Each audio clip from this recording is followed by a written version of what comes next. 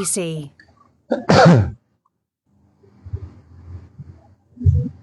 Bismillahirrahmanirrahim.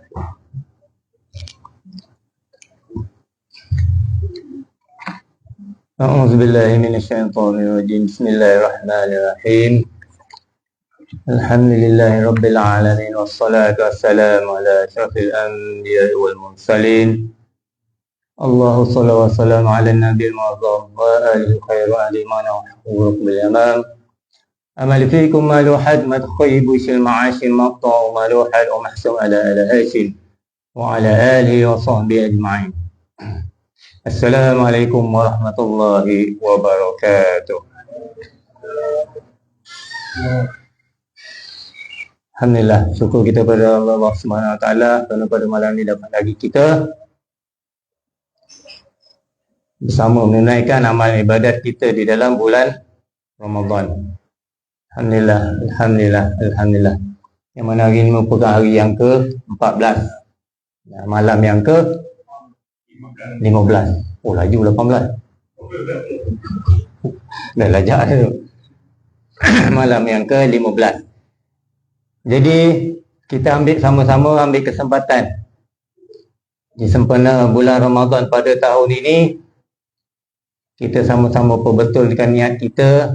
Kita sama-sama perbaiki diri kita agar diberi lagi kesempatan untuk meneruskan lagi ke hari-hari yang seterusnya, khususnya untuk menemui lagi Ramadan yang akan datang, insya-Allah. Sebab apa? Ada di kalangan hamba-hamba Allah yang mana dalam bulan Ramadan ni ada yang diberi kesempatan penuh, ada yang separuh, ada yang hari pertama. Kesempatan apa maksud saya? Ada yang dah dipanggil balik, mana kata tak sempat raya. Jadi kita malam ni antara orang yang terpilih. Dan mudah-mudahan kita sama-sama doa, mudah-mudahan kita semua ni baik yang di dalam surau ni maupun di luar maupun yang mendengar, sama ada yang nampak, sama ada tak kira lah. Kita berhajat, kita sama-sama doa minta pada Allah moga diberi kesempatan lagi untuk meneruskan kehidupan kita sehari-hari yang lebih baik, dapat menjalani kehidupan yang lebih baik untuk diri kita, dan kita sentiasa memperbaiki diri kita, insya-Allah. Bismillah, amin ya rabbil alamin. Jadi pada malam ni suka saya orang kata ingatkan untuk diri saya sendiri dan semualah para jemaah bersempena dengan Ramadan 1445 Hijrah tahun ni. Pada malam ni apa yang nak saya sampaikan berkaitan dengan musibah. Musibah. Semua orang tahu musibah. Apa itu musibah? Musibah adalah suatu nikmat ke tak berapa nak nikmat? Tak berapa nak nikmat Ramai nak musibah atau ramai yang tak nak musibah?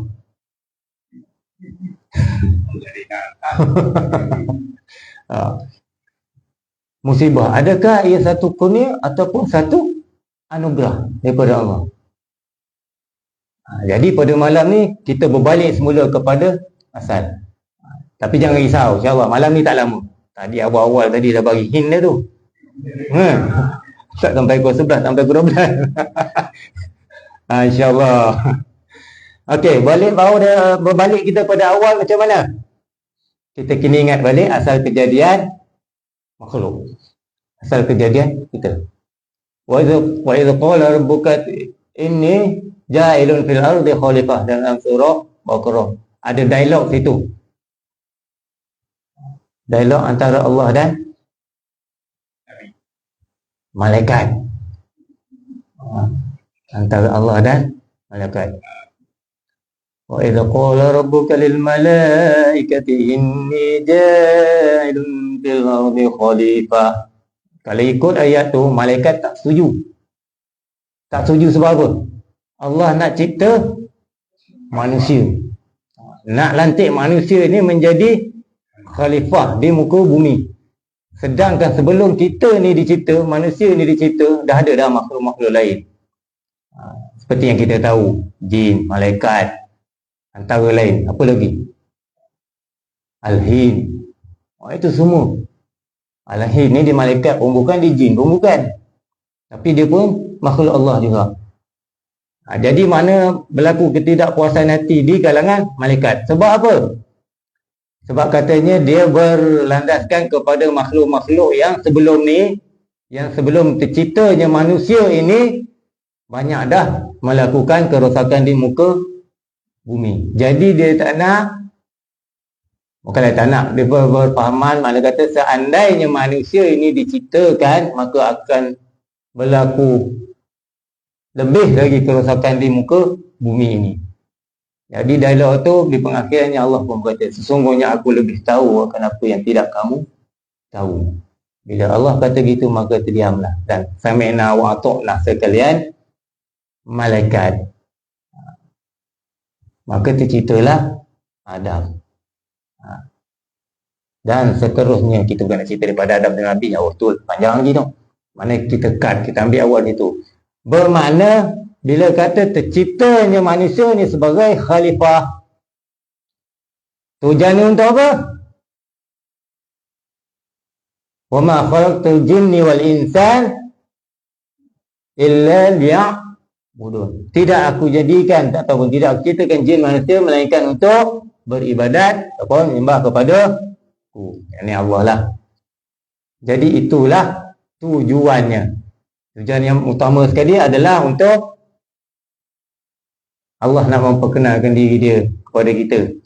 Itu satu. Yang kedua, bila terciptanya kita adalah untuk mengenal siapa Tuhan kita. Jadi kata bila cipta situ, Allah campakkan dua perkara kepada kita. Satu kebahagiaan, satu lagi musibah. Ada orang yang sentiasa menikmati kebahagiaan ataupun kegembiraan lah. Ada orang yang sentiasa dalam hidup dia ditimpa musibah, tinggal lagi kecil atau besar. Jadi dalam banyak-banyak musibah yang Allah turunkan tu, kita sebagai makhluk ataupun sebagai manusia lah, apa yang perlu kita buat? Apa yang kita kena buat? Ingat ayat Allah, innallaha ma'as-sabirin. Jadi sesungguhnya Allah itu bersama orang-orang yang sabar. Bila datang sesuatu perkara atau buat yang membahagia, yang buat yang kita suka, apa perlu kita buat? Kita bersyukur. Dan sekiranya hadir kepada kita musibah yang tak kita ingini, tapi sampai kepada kita, apa pula kita kena buat? Apa rasa-rasa kita kena buat? Kita kena sabar. Satu, sabar. Yang kedua, kita redha. Redha tak redha? Sebab apa? Dia simple je. Bila Allah turunkan musibah kepada kita, okey, kita ambil yang pertama, kebahagiaan. Bukan bermakna bila kita ni sentiasa Allah bagi, Allah campakkan bahagia kepada kita, kegembiraan kepada kita, bermakna Allah tu dia suka sangat dengan kita. Ramai orang berpahaman macam tu. Aku jarang aku tengok, asal minta dapat, aku berdoa je, aku buat semajat dapat. Itu salah satu ujian yang besar buat diri kita. Sebab apa? Allah nak uji kita.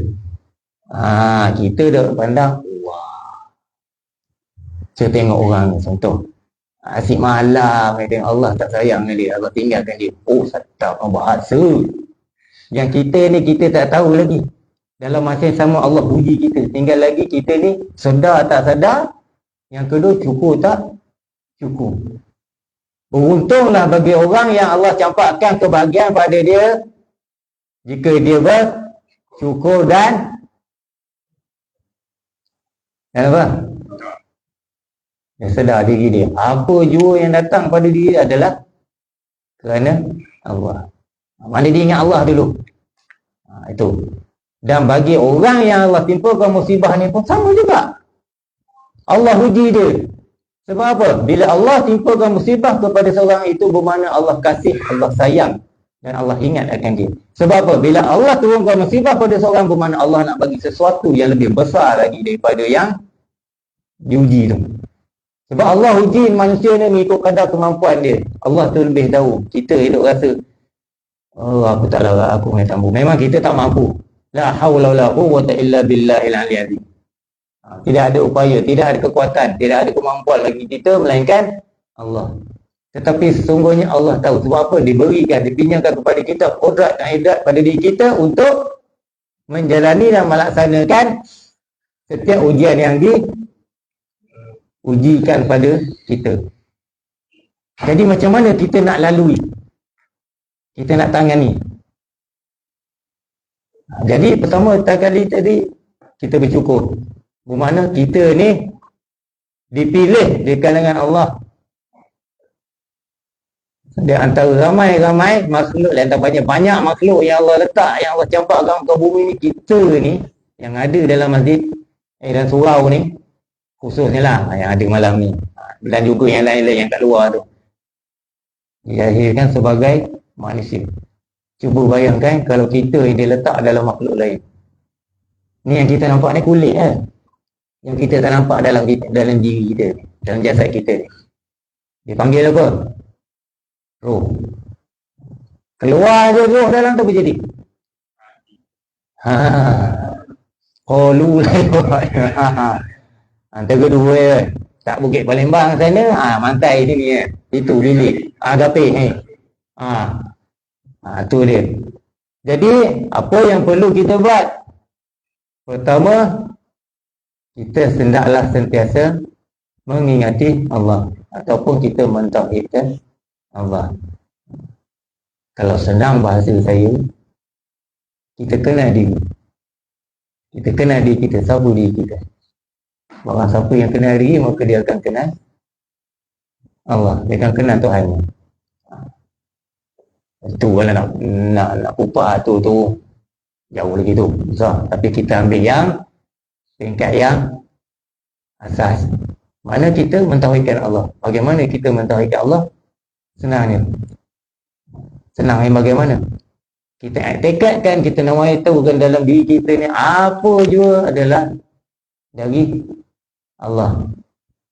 Bukan daripada malaikat ke, bukan daripada jin ke, bukan daripada manusia ke, apa jua bentuk. Sama ada yang baik maupun yang buruk. Daripada Allah, datang daripada Allah tu tak ada satu benda atau perkara yang buruk. Ada orang kata satu kadar-kadar tu baik buruk tu. Betul. Kadar-kadar Allah semuanya baik, tak ada yang buruk. Yang buruk tu kita sendiri nilai pasal kita nampak perkara tu buruk. Sebagai contoh, kita bawa kereta tiba-tiba accident, tapi tak adalah mati. Kereta tu teruk, motor tu pun teruk. Cerita dia itu kita katakan sebagai salah satu musibah. Musibah besar ke kecil? Boleh tahan Boleh tahan. Tak ada orang nak kemalangan. Tetapi bila kita dalam hati tu ingat, sentiasa dalam hati tu Allah ya, takkan timbul situ kita nak maki hamun orang tu, dan orang tu pun sama juga kalau dalam hati dia Allah Allah. Contohlah bila berlaku accident melanggar, tak ada mati, maknanya masih sedap, cuma kenderaan dia jalan tak bersonok. Tapi kalau Allah Allah, akan berlaku tak perkelahian? Akan berlaku tak caci maki? Bila masing-masing kena diri, kena Allah, mana kata Allah Allah, dia tahu dia ingat ini ujian Allah. Maka secara tak langsung, jika dua-dua pihak akan berasa seumpama itu, maka dia akan selesai cara baik. Itu beza dia. Berbeza dengan orang yang dalam diri dia kurang ingat pada Allah. Itu yang kadang bila berlentuk je, mulalah badan melengkung tiba keluar, kena pula badan sasa keluar. Kau apa hal ni? Kau mata kau mana kau letak? Mula dah tu bibit-bibit tu.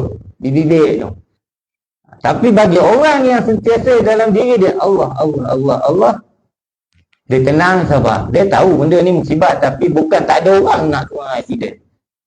Tak ada orang yang nak accident, tapi itu adalah takdir ke atas kita, atas apa yang berlaku yang dah ditentukan oleh Allah berlaku pada kita pada hari itu. Tinggal lagi cara penerimaan kita. Sebab tu kata tadi, musibah ni adakah suatu, kalau bahasa kampung kita cakap balak kan, suatu bala ke ataupun anugerah. Betul juga dia bala, tetapi bala ni di peringkat pahaman masyarakat awam, yang masih orang kata jiwa dia masih kedudukan jiwa dia masih lagi dunia. Tapi bagi orang yang jiwa dia, hati dia, naluri dia, sanubari dia dalam sentiasa Allah, semua dia nampak Allah. Dia nampak Allah macam mana? Bukan kita nampak Allah tu. Mana ketentuan apa yang berlaku ni adalah datang dari Allah. Sebab apa? Allah nak uji aku. Itu je. Kita kena ingat. Jadi kita naklah kena sentiasa tauhidkan Allah. Maknanya ingatlah Allah. Macam mana cara ingat? Ikutlah cara masing-masing. Sebaiknya berguru dan belajar. Bukan ingat Allah ni macam kita ingat bini kita, macam kita ingat kawan-kawan kita. Sebab Allah ni dia tak macam kita. Laisa kamitslihi syai' fil ardi wala fis sama' wa huwas samiul alim. Tak ada satu pun menyerupai Allah. So andai kata ada orang kata, malam tadi aku bersembah dengan Allah. Allah tu macam mana? Sudah, macam ni. Berat lah tu. Jadi kita kena etikad dalam diri kita ni, apa juga adalah Allah. Baik sama ada baik ke buruk adalah Allah. Yang buruk baik tu sudah tentu Allah. Yang buruk tu kita fikir kita yang menilai perkara tu menjadi nampak buruk. Sebenarnya jadi perkara satu buruk tu sebabnya Allah nak bagi satu. Di situ pula timbul lagi dua perkara, sama ada berjaya atau gagal. Kalau berjaya, maka dapatlah kurniaan dia atas ujian dia tadi, ganjaran tu. Maknanya kita tak tahu apa benda yang Allah nak bagi tu, kita tak tahu. Tapi akan sampai. Tetapi kalau gagal, gagal maknanya dia gagal tu lah. Mana contohlah rezeki nak sampai, tapi kita gagal, kan ya? Rezeki tu jadi macam tersekat lah. Itu yang kita rasa makin susah tu. Dah menung. Kalau tadi kita dia mikir mana lah duit ni apa. Dia jadi serabut macam tu. Tapi kalau kita dalam diri ni sabar, Allah cara tak langsung Allah akan bagi jalan. Tinggal lagi orang kata cepat dengan lambat. Ikut makan masing-masing lah. Martabat masing-masing. Ada orang yang Allah bagi ataupun gantikan dengan keadaan yang cepat, ada yang lambat. Pokok pangkal dia tu. Nama itu kita tu, sabar. Dan yang kedua, kalau yang tadi mentauhidkan Allah, yang kedua kita mendekatkan diri kepada Allah. Bila kata mendekatkan diri kepada Allah ni macam mana? Kita hendaklah sentiasa, cara mudahnya kita buat apa yang disuruh, tinggalkan apa yang dilarang. Kita perbanyakkanlah amal ibadat. Lebih-lebih lagi dalam situasi sekarang ni, kita masih lagi dalam bulan Ramadan. Beruntung kita ni dilahirkan di kalangan umat Nabi Muhammad SAW. Kita ni generasi yang beruntung. Bayangkan, lahirnya Nabi SAW dulu, sehinggalah berlakunya kiamat nanti berapa ramai umat ni.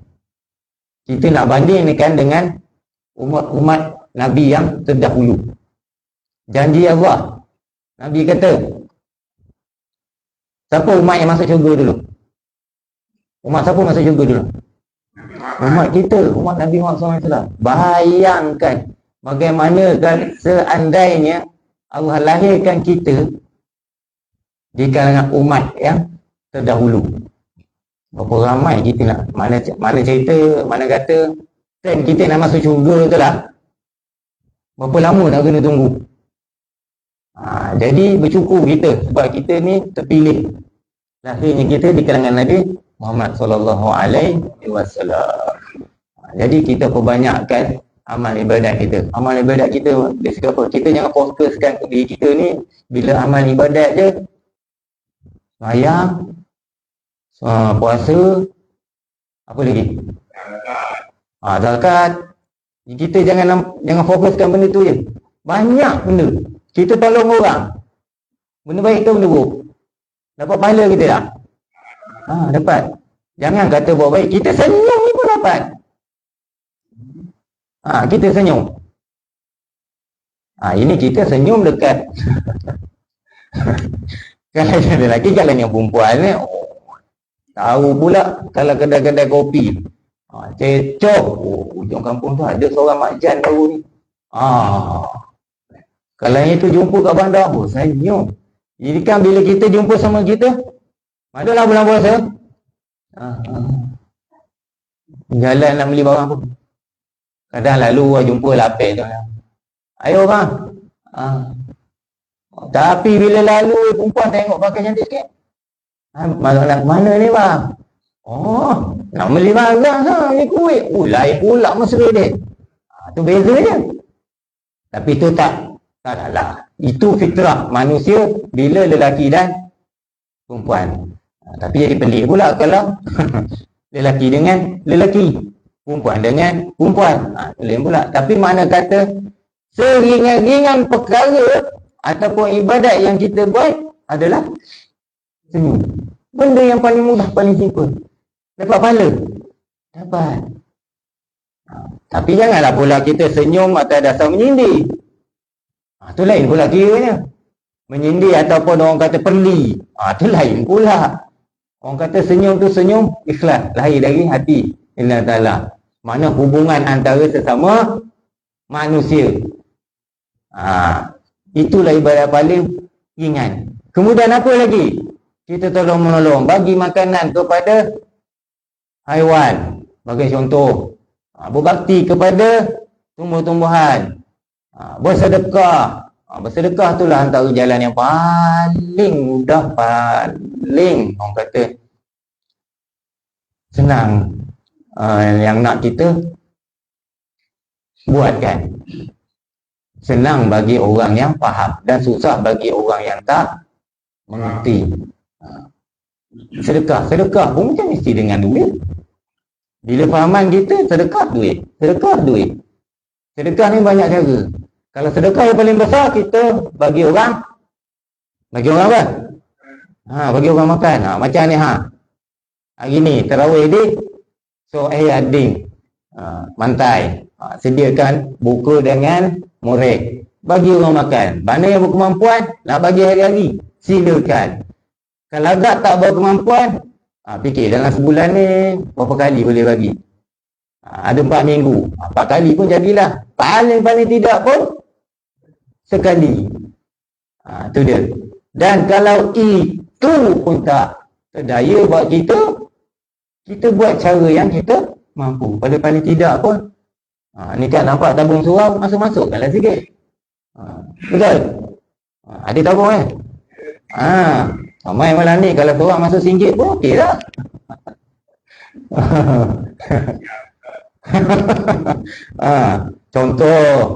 Contoh, bukan mana kata bila saya cakap semua lepas ni wajib. Tak. Kita kena faham, kadang-kadang kita jangan mudah. Kehidupan kita ni kita jangan susahkan. Kita jangan mudah bila nampak orang, kita tak pernah nampak dia bersedekah, baik tak mati ke serau. Mungkin kita tak tahu. Mungkin dia sedekah tempat lain, ataupun dia bagi ke anak-anak yatim yang lain. Itu dari segi makan. Kalau yang selagi lain, dah cerita tadi, cara dah langsung. Duit, kita masuk tabung surau masjid. Ataupun anak-anak yatim. Tak kira lah siapa kita nak bantu, kita nak sedekah. Sebab apa? Sedekah ni akan mengurangkan lagi rezeki kita ke atau bertambah? Tambah lagi rezeki. Kita jangan risau, kita jangan takut. Kita tanamkan dalam diri kita ni, jangan tunggu dah kaya baru nak sedekah. Itu persepsi silap. Bersedekah kalau nak kaya. Bukan dah kaya baru nak sedekah. Kalau kita bajet kita nak kaya, maka sedekah. Kita ambil contoh paling mudah. InsyaAllah kita semua tahu. Siapa di kalangan manusia yang paling kaya sekarang ni? Bukan sekarang ni lah, yang kita tahulah. Siapa dia? Paling kaya kat dunia ni. Ini cerita kaya kat dunia. Nabi susah, tapi di akhirat dia Masya Allah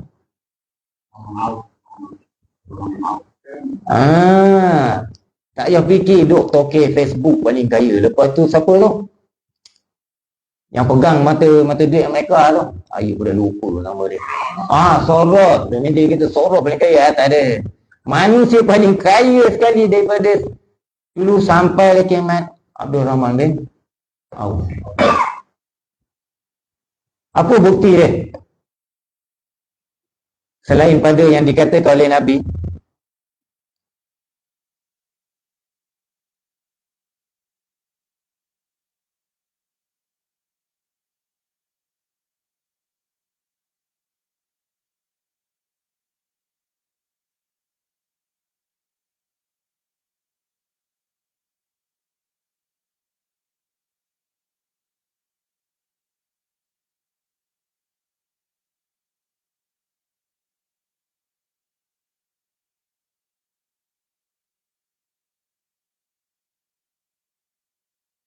Salah satu cara kita nak jaga akhlak, jadi akhlak yang baik, kita solat dengan solat yang betul. Kita jangan pelik. Sebab itu kadang-kadang jumpa tak orang yang dia semayang, memang tak tinggal, tapi kadang-kadang mulut dia, betul tak? Bodoh, babi, mangang. Kadang-kadang dia marah berdiri, buat benda ni, lepas tu terlepas pada tangan, mangang betul. Sebab apa? Bila kita menjaga solat dan solat kita betul, kita jaga khusyuk, dia automatik akan lahir daripada mulut kita ni perkataan yang baik-baik. Ini kalau saya sekali tulis kita, ini maksud saya sekali tulis kita itu kadang-kadang dalam keadaan situasi kita orang kata sabar tu dah sampai tahap kan. Mana kata sebelum ni kita tak ada macam hidup kali terlepas tulis kita. Ini sikit-sikit lah. Sekejap lah. Pesek macam itu. Tu kena ingat. Jadi Abdul minallah, Abdul minallah dan Abdul minal alam.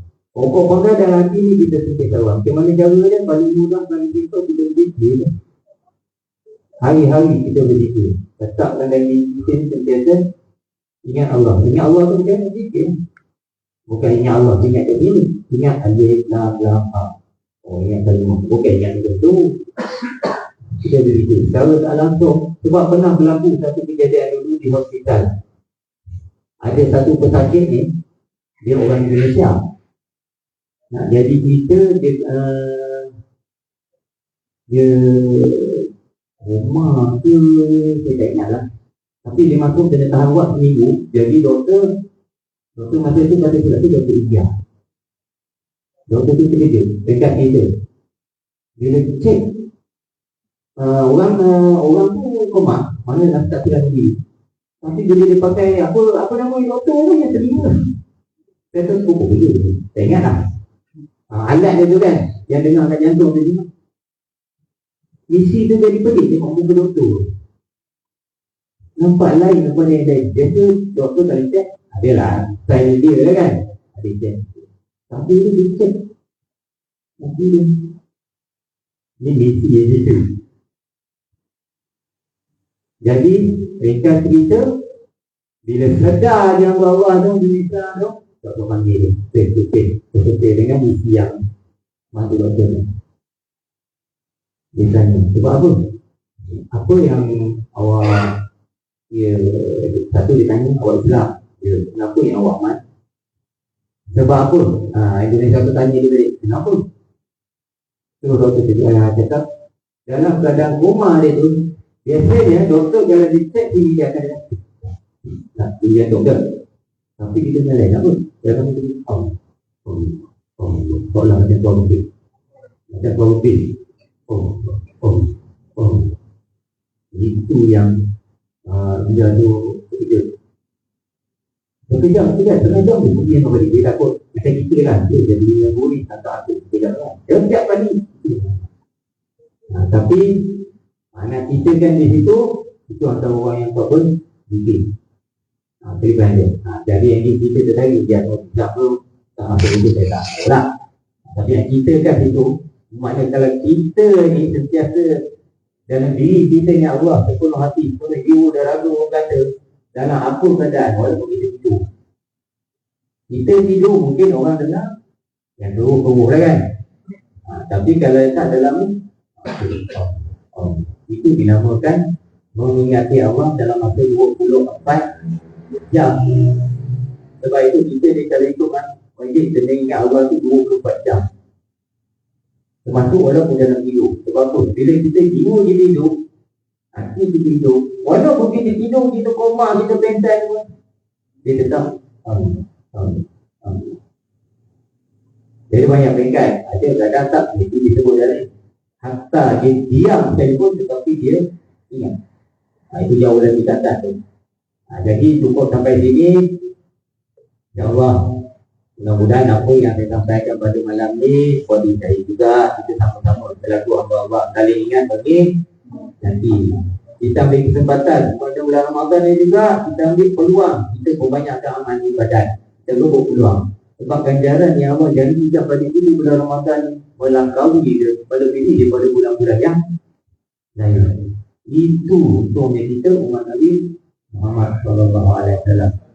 Rezeki kita tu untuk kita pula dilahirkan dalam jasad yang sebegini cantik, sebegini indah. Cuba bayangkan kalau letak tu itu dalam pokok depan, bagi contoh lah pokok manggis. Kalau tukar kan, pada pokok manggis tu masukkan itu dia. Dekat kita indah sampai masa tu orang datang duk balik, lepas ambil buah. Tubuh kita duduk dalam tubuh ataupun jasad manusia. Itulah nikmat yang tak terhingga sekali yang Allah berikan kepada kita. Jadi sama-sama lah kita bersyukur dan sama-sama kita doa. Kita minta hajat pada Allah agar sentiasa menguatkan iman kita, sentiasa mengekalkan iman kita dan dapat memperbaiki diri kita agar dapat menjadi kehidupan kita sehari-hari yang lebih baik, dan dapat kita juga memperbaiki diri kita ke jalan yang lebih baik. InsyaAllah, mudah-mudahan mana yang baik itu datang daripada Allah. Mana yang kata yang terburuk hati itu ada kata-kata yang kata mohon maaf lah. Okay, kalau kita sama-sama doa, InsyaAllah. أعوذ بالله من الشيطان الرجيم بسم الله الرحمن الرحيم الحمد لله رب العالمين والصلاة والسلام على أشرف الأنبياء والمرسلين وعلى آله وصحبه أجمعين لا إله إلا الله محمد رسول الله في كل لمحة ونفس على ما وسعه الله لا إله إلا الله الله أكبر لا إله إلا الله الله أكبر لا إله إلا الله الله أكبر ولله الحمد اللهم أحينا لها ومسنا عليها ومسنا عليها وبنا قلوبنا من جزيها بديها اللهم ببركتها لنا كل خير وببركتها ادفعنا كل شر واجعلها حجابا لنا يا جاه النبي المختار والأبرار سيد ثوب الفاتحة بسم الله الرحمن الرحيم الحمد لله رب العالمين الرحمن الرحيم مالك يوم الدين إياك نعبد وإياك نستعين اهدنا الصراط المستقيم صراط الذين أنعمت عليهم غير المغضوب عليهم ولا الضالين آمين اللهم اغفر لنا ذنوبنا ولوالدينا وارحمهما كما ربونا صغارا ولجميع المسلمين والمسلمات والمؤمنين والمؤمنات الأحياء منهم والأموات اللهم إنا نسألك سلامة في الدين وعافية في الجسد وزيادة في علم وبركة في رزق وتوبة قبل الموت ورحمة عند الموت ومغفرة بعد الموت اللهم هون علينا في سكرات الموت والنجاة من النار والعفو عند الحساب اللهم اجعل دين النبي صلى الله عليه وسلم وإسلام على إسلامنا المسلمين وإيماننا إيماننا المؤمنين